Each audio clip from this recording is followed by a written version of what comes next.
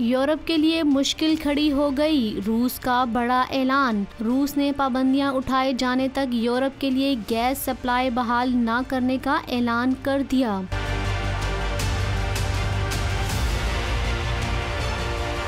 तफसीलात के मुताबिक रूस ने ऐलान किया है कि इस पर आयद इक्तसादी पाबंदियों को हटाए जाने तक यूरोप के लिए गैस सप्लाई को बहाल नहीं किया जाएगा। रूसी सदारती दफ्तर क्रेमलिन के तर्जुमान ने सहाफियों से बात करते हुए बताया कि मगरबी ममालिक बशमूल जर्मनी और बरतानिया ने हमारे मुल्क पर इक्तसादी पाबंदियां आयद की हैं। तर्जुमान ने कहा, इन पाबंदियों के बाइस रूस नॉर्ड स्ट्रीम 1 पाइपलाइन के जरिए गैस फराहम नहीं कर पा रहा। तर्जुमान के मुताबिक मगरबी रियासतों की पाबंदियों की वजह से हम इस सूरत हाल को देख रहे हैं।